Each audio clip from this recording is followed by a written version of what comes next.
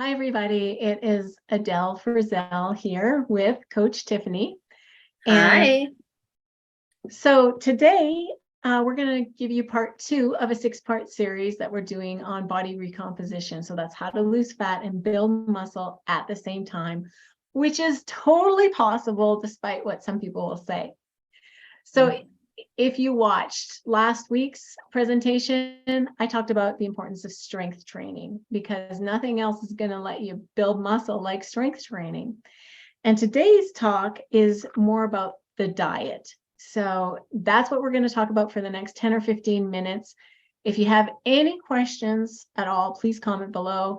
Tiffany's going to be monitoring the chat, and we're happy to reply back.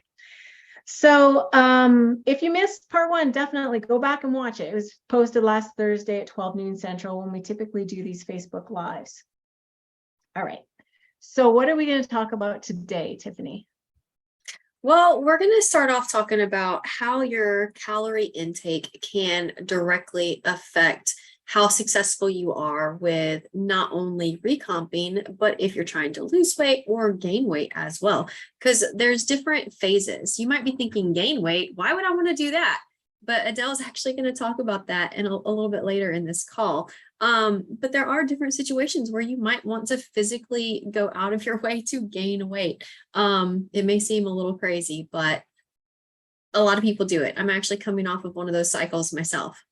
But anyway, so why do we want to focus on caloric intake? In order to lose fat, you have to eat fewer calories than you burn over time. This is called a caloric deficit, and it's a crucial piece of the equation. The tricky thing about recomping is that your diet can't be too low, or you're not going to have enough fuel to build your muscle mass. Meaning, if you are losing weight versus maintaining your weight, you're probably not being very effective at gaining muscle mass. Think of it this way. You need clay to make bricks. Yeah, good analogy.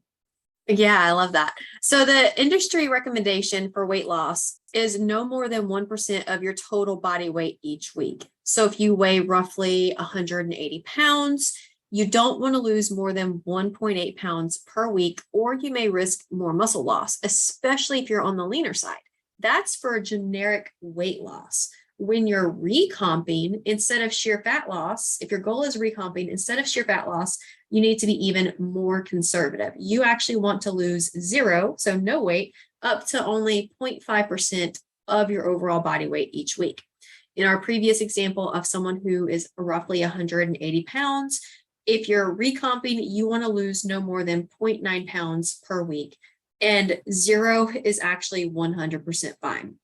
And you may say, well, if I'm not losing any weight on the scale, how do I know what I'm doing is working?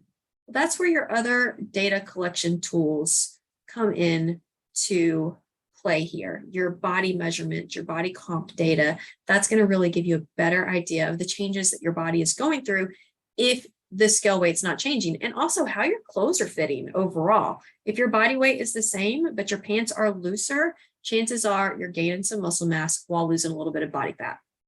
So remember, you're losing fat and building muscle at the same time. While the number on the scale may not change, there are going to be changes happening to your body composition, and that's the whole goal of a body recomp. Exactly. Well said. And the industry standard, the recommendation is don't lose more than, if you're cutting, which is referred to as dieting, basically, don't lose more than 1% of your body weight per week. Well, if you've been a client of ours, you might be like, well, I lost more than that in the Transformer program. Yes, in the Transformer program, it is a rapid weight loss diet. So people lose weight more quickly. And it's not for everyone. And definitely, if you are in the sort of obese category of body fat, you can lose weight more quickly without sacrificing muscle tissue.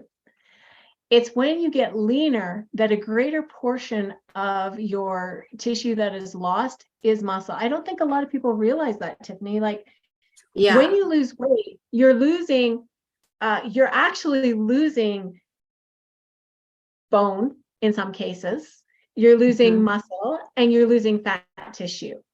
Now, the higher the body fat levels, the more body fat you lose and the less muscle you lose. And we've actually had clients lose 100% pure body fat and no muscle, even on a very low calorie diet. We won't go into that, but that's the Transformer program.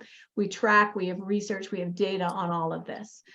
Now, people who are leaner and, like, let's say within 10 pounds of their ideal target weight, we would not recommend the Transformer program, because a rapid weight loss diet is going to sacrifice more of that muscle tissue. So it's proportional. You know, say it is 90% fat tissue, 10% muscle loss, you know, for heavier people. And then for the leaner individuals, it's going to be maybe 50-50. And that's, as coaches, we really want people to maximize the fat that they're losing and preserve as much lean muscle as possible. That's really important to us. I just want to jump in here for a second, and I want to explain why this is important to us. Because at the end of the day, weight loss should not be the primary goal. Fat loss should be. If you are losing weight and you're only focused on the number on the scale going down, and you start to lose more muscle mass than fat mass, then you're going to go into what is known as the skinny fat category. You might be super, super thin, but you might also still have a lot of extra fat on your frame. Whereas if you maintain your muscle mass and you lose that body fat, your overall body composition is going to look better. You're going to have that more athletic, more toned, more defined appearance that most people, whenever they're trying to lose weight, is what they're looking for. They're not just looking for a number on the scale, but they're also looking for an overall body physique that they would like to reach. And the issue is that when we only focus on the number on the scale, we're forgetting to look at the changes in our body composition. And sometimes the body composition changes can be much more important than what the number on the scale says. Oh, for sure. Like, bodybuilders will always show as a high BMI, like they can be quite lean and quite muscular. And I know most of you aren't bodybuilders, but you know, a woman might go, oh my God, she's 175 pounds. But that bodybuilder looks toned, athletic, muscular, you know, so it's not all about the number on the scale, as Tiffany says. How you feel about the way you look, that really matters. All right, so we sort of touched on cases where you might be a good candidate to lose weight rapidly. Okay, that's generally higher body fat levels. When it comes to body recomposition, you want to be fairly close to your target body weight or taking a diet break. Okay. And in last week's call, I talked about some like body fat levels where you want to maybe focus on cutting, where you want to focus on body recomp, and when you want to focus on bulking or massing, which is putting on a little bit of extra fat tissue and muscle. So let's talk about eating for performance and physique enhancement. But before we do, I just realized. I was going to say something before we get to that, and then I'll let you get to what you were going to talk about. Yeah. But we do have a comment in here that relates directly to what we're talking about right now. Jeannie said, how long should we be patient to seeing change before wondering if we need to make a change? So how long should we kind of trust the process before we're like, okay, this is not working, let's go back into a diet or let's go into a bulk? Okay, so again, I'm going to assume, Jeannie, that you're focused on body recomposition. So you're not trying to diet and you're not trying to mass or bulk, okay? So if you're trying to focus on body recomposition, then as Tiffany said, you're not focused on losing weight on the scale. You're focused on gaining muscle, changing the shape of your body. So I would be focused on photos, how your clothes fit, are your waist measurements going down, are your lifts in the gym getting stronger? Those would be the metrics that I would be checking, and photos. And I would give it a good 12 weeks. This is a slow process. You need to be really patient with body recomp. Yeah, I like how you said a good 12 weeks. I would say a minimum of 12 weeks, upwards of 6 months. I mean, honestly, because it takes time to build muscle and it takes time to kind of get your body to react the way that you want it to.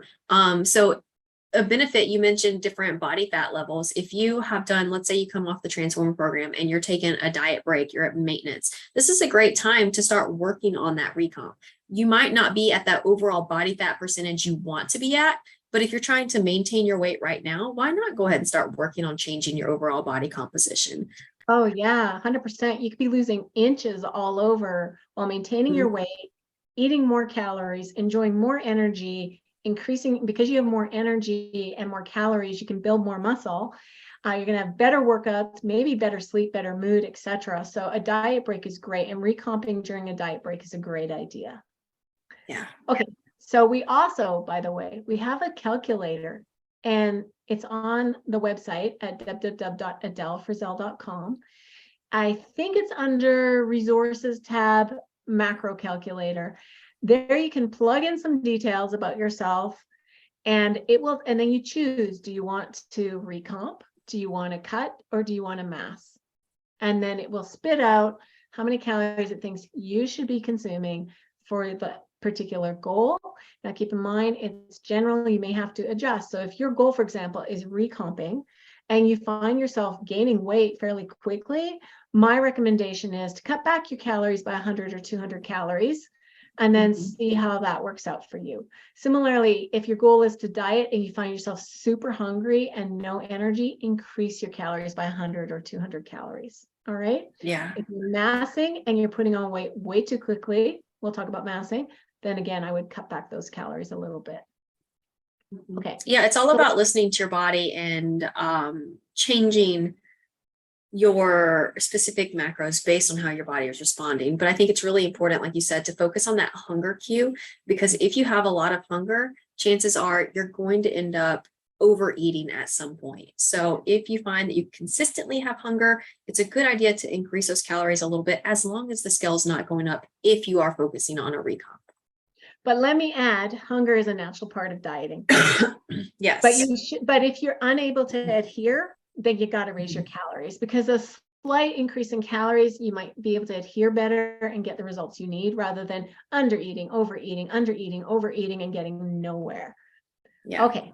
So let's talk about eating for performance and physique enhancement in a little bit more detail here. In general terms, cutting, which is basically losing weight, is about dieting. So if you eat in a small calorie deficit and you strength train, which is called cutting, which is synonymous with dieting in bodybuilding circles. And again, we would recommend no more than 1% of your body weight lost each week. You can expect to build or retain muscle and strength and maximize your fat loss. However, you don't want to go too low with your calories, because it's going to kill your performance, your strength, your recovery, your muscle mass. So the trick is to make the caloric deficit small, definitely less than 25% of your maintenance calories. And if you're already fairly lean and have a lot of lifting experience, you want an even smaller reduction in calories, like 15 to 20% in daily calories would be wiser, more sustainable, better for performance.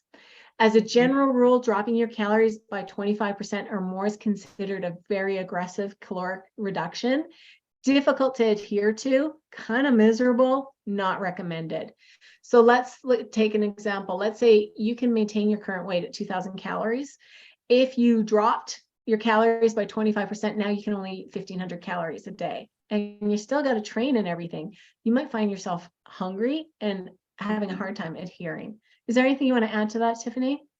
I think that I just want to circle back to what you said earlier, that hunger is normal. So whenever you're in a dieting phase, you're going to have more hunger than you would if you were at maintenance. So get comfortable with that feeling, because if you are dieting, you have to find ways outside of food to distract yourself from that hunger, because the goal is fat loss. And if you are eating in a deficit, basically you're eating less calories than what your body needs for survival. So increased hunger is normal. It's your body's way of saying, oh gosh, if we don't eat, we're going to die. But that we know that that's not necessarily true. So we have to kind of do that mind over matter in those moments. And I just want to give a compassionate speech here about hunger, okay? Because for a lot of my life, like I could struggle with, like, I was challenged with my weight, and I would be hungry, and I always thought it was like a weakness of willpower and character if I couldn't adhere. But look, you might be in too aggressive of a diet for you, or you're not eating in an intelligent way to keep you full. Things like protein at every meal, half your plate in vegetables, less calories, more volume eating. And so we work with clients to help them with the hunger, because there are things you can do to suppress your hunger while dieting. And we actually have a YouTube video on this. If you want to check it out, we can link to it in the comments. Some tips for dealing with hunger when on a diet. But, let's face it, if you are running on fumes, you're not going to be able to crush your workout and maximize your muscle building potential. Yeah. So not too much, not too little. It's got to be just right for you. And some people can handle bigger calorie deficits better than others. Yep. Find that sweet spot. Yeah. And that's why, in working with clients, it's such a unique individual experience for everybody. So some people think it's impossible to be in a calorie deficit and build muscle at the same time, and this is untrue. It's people who do really well at this, being in a calorie deficit and putting on muscle, even if it's a very low calorie deficit. It's possible for some people, but it's people who are new to lifting and people who are overweight or obese. They absolutely can build muscle in a calorie deficit. Where it becomes more difficult for people to build muscle in a calorie deficit, if not impossible, is in very lean individuals who have more than a couple of years of lifting experience. And I'm talking about consistent lifting experience in the gym, where they're going 3 or 4 times a week. Lean folks, as we mentioned earlier, they're just going to lose more muscle in a cut, especially an aggressive one. And experienced lifters will struggle to add new muscle in a calorie deficit. In that first year of lifting, newbies put on a lot of muscle very easily with minimal work. As you get more experience with lifting, it becomes harder and harder and harder to put on muscle. So for example, first year of lifting, if you've got everything dialed in, you might gain 5 to 15 pounds of muscle. Some people are high responders and put on muscle easily. Some people aren't. So there's quite a range. Second year, half that. Third year, half again. It like has a half-life. By year 5, you might be lucky to put in a pound of muscle in a year. So for advanced lifters, you got to be really smart. And we're going to talk about how they should approach body recomposition or gaining muscle. But, at experienced lifters, for them, the goal when cutting should be to retain as much as muscle as possible.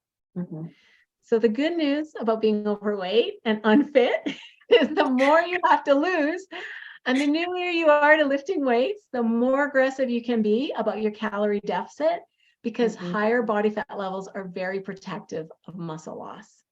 Yeah. Do you have anything you want to add there, Tiffany? No, I think you nailed it right on the head.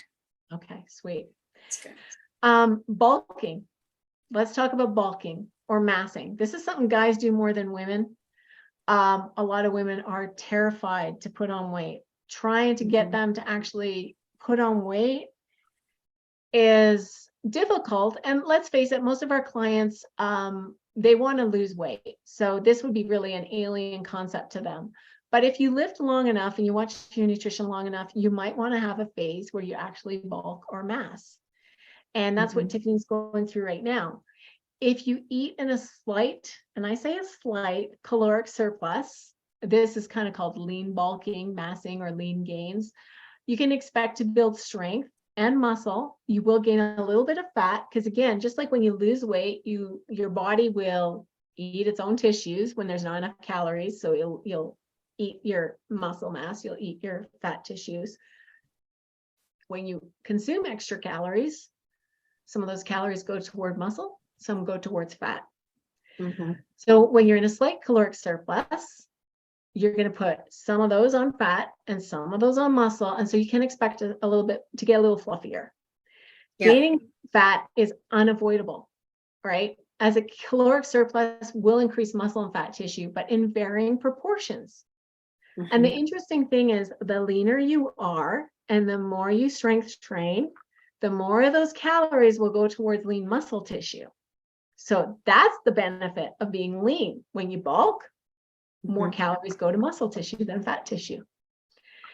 And part of that has to do with hormones. It has to do with insulin sensitivity and things like that. A bodybuilder who's normal to lean body fat levels has greater insulin sensitivity and can utilize more of those calories for muscle building. Interestingly enough, it's typical for only 60 to 70% of your weight gain to come in the form of muscle tissue. And that's in people who have lower body fat levels and are lifting weights. People who are obese or overweight will preferentially store the additional calories as fat more than muscle. Mm-hmm. And this is why it's one reason that you want to bulk only once you've reached relatively low body fat levels, since more of those extra calories will go towards muscle development, which is the whole point of a bulking phase.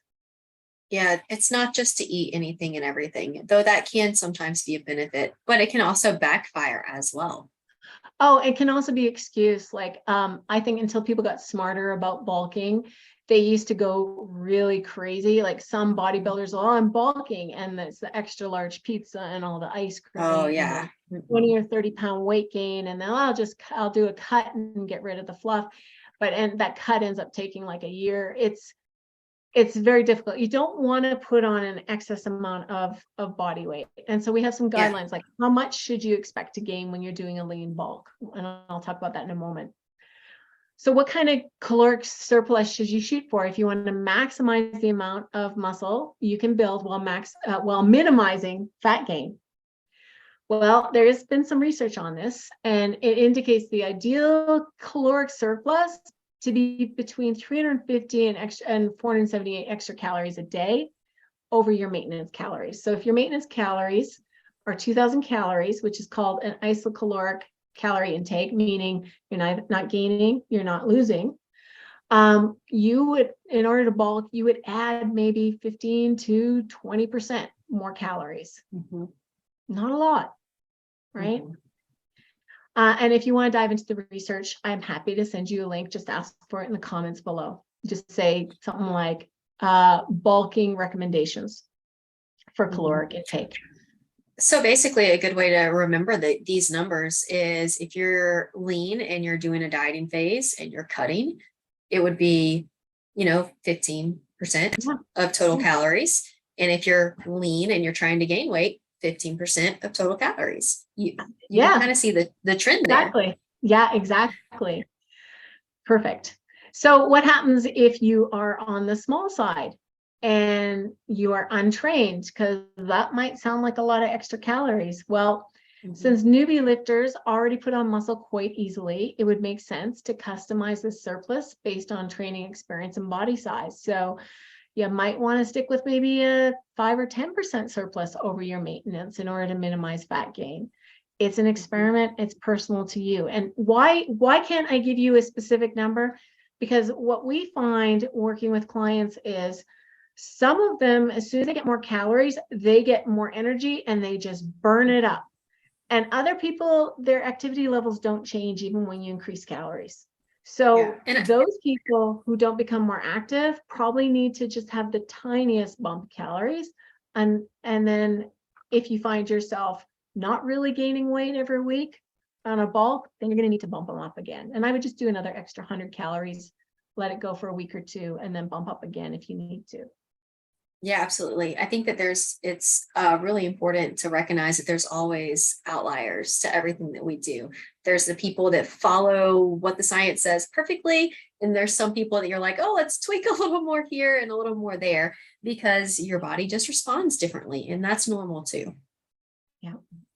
So let's give you an example, right? If you decided you wanted to do some lean bulking, you wouldn't want to put on more than 2 to 3% of your body weight a month. That's roughly 0.5% of your body weight per week to 0.75% of your body weight per week. So for someone who weighs 150 pounds, that's equal to 3 to 4.5 pounds a month.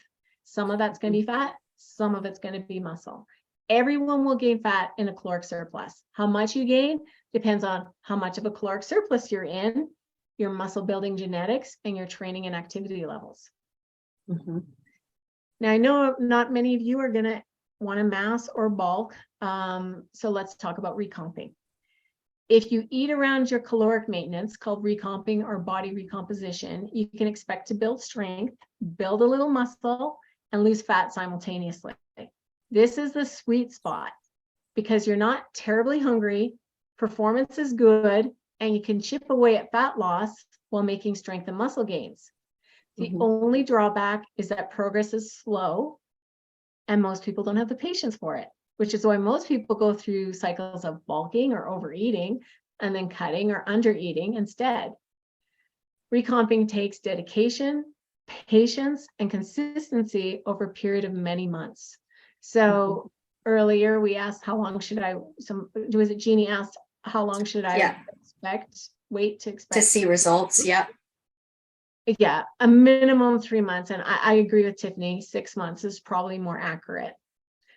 Recomping is best suited for men who are between 11 and 19% body fat and women who are between 18 and 26% body fat. If you're outside of this range, recomping is not as ideal. It can be done, it's not as ideal. If you're higher than 26% body fat, you might want to consider just dieting or cutting. And if you are lower than 18% body fat, we would recommend a bulking or massing phase.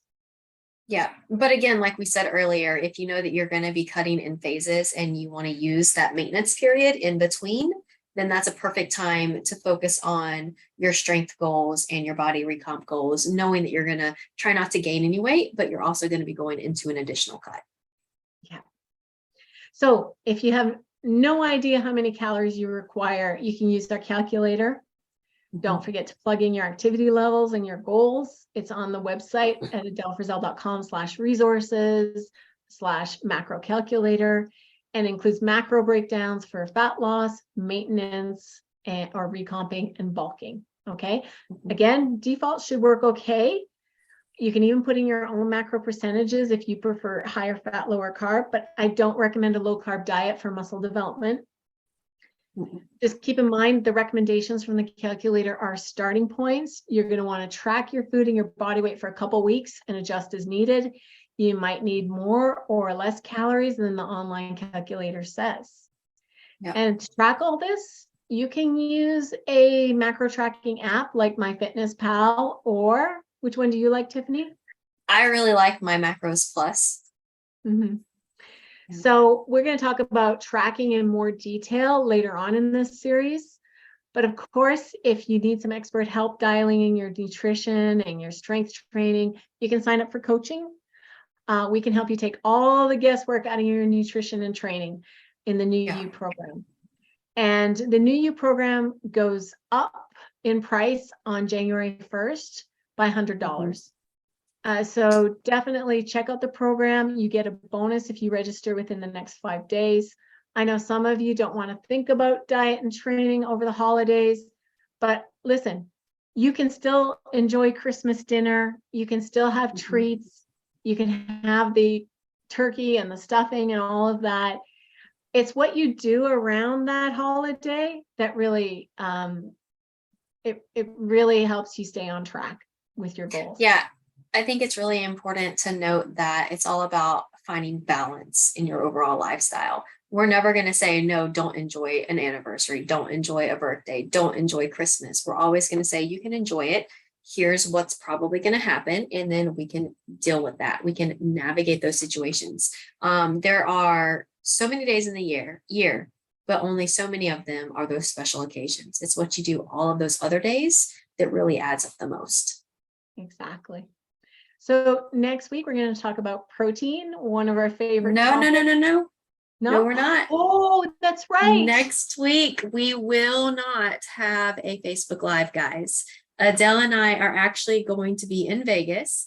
Girls trip. No, I'm just kidding. We're going for continued education. There is a bodybuilding seminar there because we're all about staying on top of the scientific recommendations. And this is going to help increase our knowledge base so that we can in turn help you guys better with your nutrition goals and your body physique goals. Yeah, excellent. So then we will see you in 2 weeks right here for another Facebook Live, and we're going to talk about protein. Okay, thanks for coming out. If you have any questions, comment below. Take care. Bye, guys. you.